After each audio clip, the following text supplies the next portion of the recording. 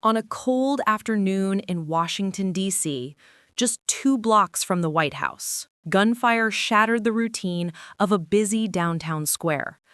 Two young National Guard members, deployed to the Capitol to project strength and security, were suddenly fighting for their lives. The man accused of shooting them had crossed an ocean as a U.S. partner from Afghanistan, was granted asylum, and then, according to authorities, drove across the country to launch a targeted attack at the very heart of American power. This is the story of the Farragut Square shooting and why it is already shaking U.S. politics, refugee debates, and America's image around the world.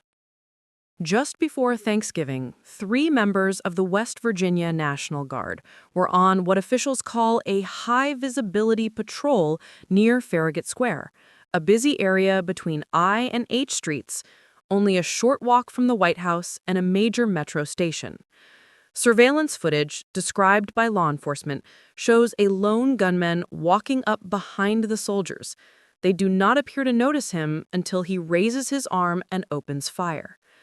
Prosecutors say the attacker used a .357 Smith & Wesson revolver, shooting one Guard member at close range in the head, then turning on a second who tried to duck behind a bus stop shelter. A third Guardsman returned fire, wounding the suspect and helping to bring him down as bystanders dove for cover and others rushed in to perform CPR on the bleeding soldiers. Both victims, identified as 20-year-old Sarah Beckstrom and 24-year-old Andrew Wolf, remain in critical condition after surgery, while the suspect is also hospitalized under heavy guard. Authorities have named the suspect as 29-year-old Ramanullah Lakhanwal, an Afghan national who entered the United States in 2021 after the fall of Kabul under a program designed to resettle Afghans who worked with U.S. forces. According to media reports, he settled in Washington state, overstayed his initial status, and was later granted asylum in 2025, after applying the year before. In a striking twist, officials now say Lakhanwal had previously worked with U.S. intelligence in Afghanistan and had some form of relationship with the CIA as part of a partner force. Investigators say he drove across the country from Washington state to D.C. shortly before the attack and appears to have specifically targeted uniformed National Guard members on patrol. Law enforcement sources describe him as uncooperative, refusing to speak and carrying no identification at the time of his arrest, leaving investigators to piece together his story through fingerprints, documents, and searches of properties linked to him.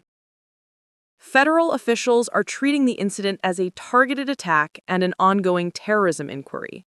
The U.S. Attorney for D.C. has announced charges including assault with intent to kill and illegal possession of a firearm, while the Justice Department says it plans to pursue terrorism charges and may seek the death penalty if either of the guardsmen dies.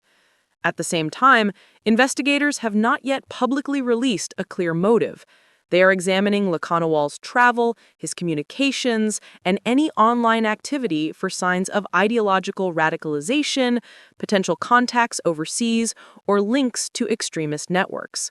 So far, officials say he appears to have acted alone, but multiple search warrants have been executed across the country, and the FBI's lab at Quantico is analyzing the firearm and other evidence forensically. Within hours, the shooting jumped from a local tragedy to a national political flashpoint.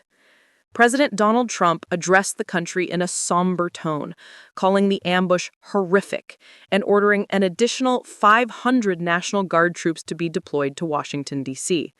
He emphasized that the suspect came from Afghanistan through a Biden-era resettlement program and demanded a reinvestigation of Afghan evacuees and tougher vetting for migrants.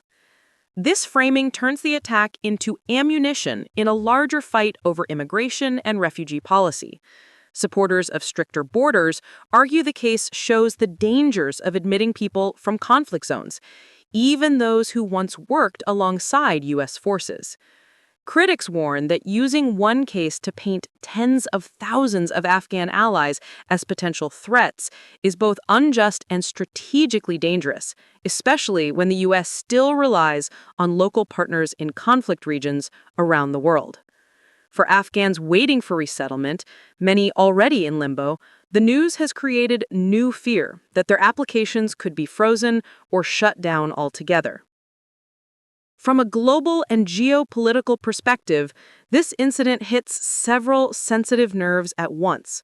First, it highlights how the consequences of the U.S. withdrawal from Afghanistan are still unfolding, not only overseas, but inside American cities through the lives of people evacuated to the United States. Second, it blurs the line between foreign battlefields and the domestic front, as National Guard soldiers find themselves shot in broad daylight on a patrol just steps from the White House.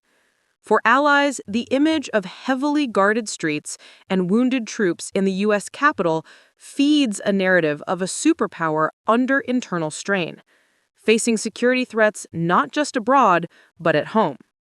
For adversaries and extremist propagandists, any suggestion that a former partner of U.S. forces turned his weapon on American soldiers in D.C. becomes a powerful story, one that can be twisted to question U.S. judgment, vetting, and reliability. And for ordinary viewers, it raises hard questions. Does putting guard troops on city streets make America safer? Or does it create new targets in the very places meant to project control? As Sarah Beckstrom and Andrew Wolf fight for their lives, the investigation is only beginning, and so is the political battle over what this shooting means. Will prosecutors classify it as terrorism? Will the government overhaul Afghan resettlement and asylum programs? And how will Washington balance the need to protect its cities with the risk of militarizing its streets? If you want more deep dives into the stories where local violence, global policy, and great power politics collide, make sure to like this video, subscribe, and turn on notifications. Then tell us in the comments, is this mainly a failure of vetting, a tragic lone wolf attack, or a warning about how America handles the people it brings out of its wars?